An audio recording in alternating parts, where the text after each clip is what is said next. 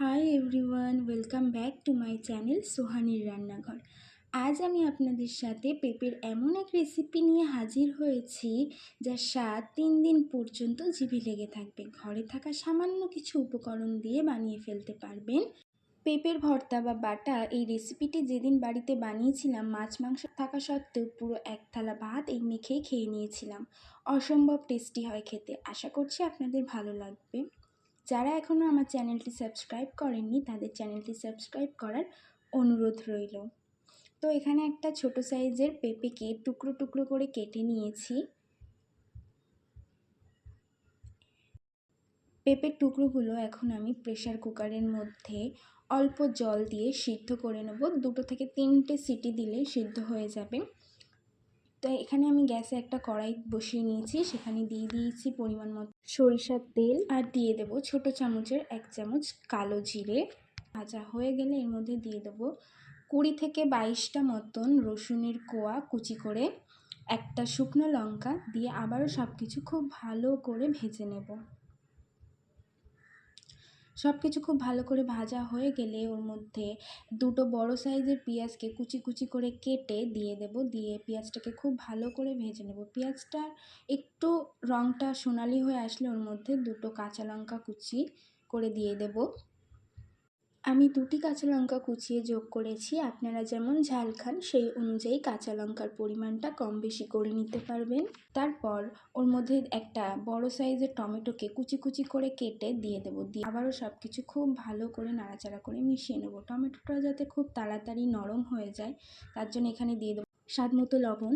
দিয়ে আবারও সব কিছু খুব ভালো করে নাড়াচাড়া করে মিশিয়ে নেব।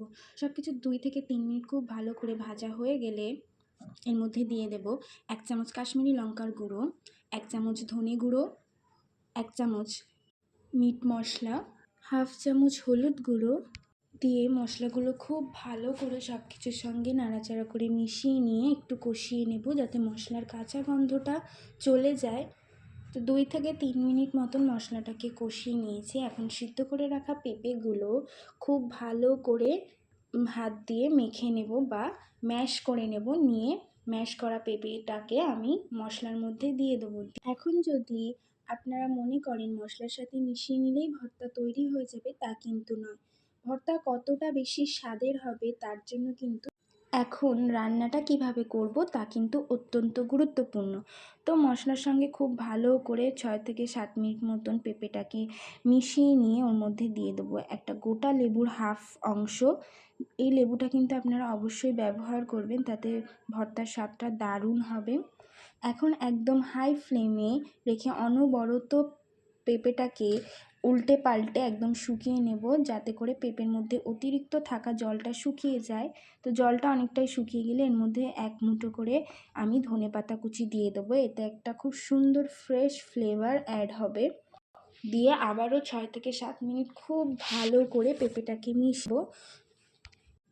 এইভাবে খুব ভালো করে অনবরত নাড়াচাড়া করে যেতে হবে। দেখতেই পাচ্ছেন পেঁপে ভর্তার রঙটা অনেকটাই বদলে গেছে এবং ঘন হয়ে গেছে এবং কড়াইয়ের মধ্যে খুব সুন্দর করে ধরে যাচ্ছে। যখনই দেখবেন ভর্তাটা কড়াইয়ের সঙ্গে ধরে যাচ্ছে তখনই বুঝবেন ভর্তাটা প্রায় হয়ে এসেছে। তো এইভাবে আরও 2 থেকে 3 মিনিট আমি খুব ভালো করে পেঁপে ভর্তাটাকে নাড়াচাড়া করে মিশিয়ে নিয়েছি। তো পেঁপে ভর্তাটা এখানে প্রায় হয়ে এসেছে। এখন এটাকে একটা প্লেটের মধ্যে আমি সার্ভ করে নেব। ভর্তাটা যাতে দেখতেও সুন্দর হয় তার জন্য আমি খুন্তি দিয়ে পেঁপেটাকে একটা সুন্দর শেপ করে দেব।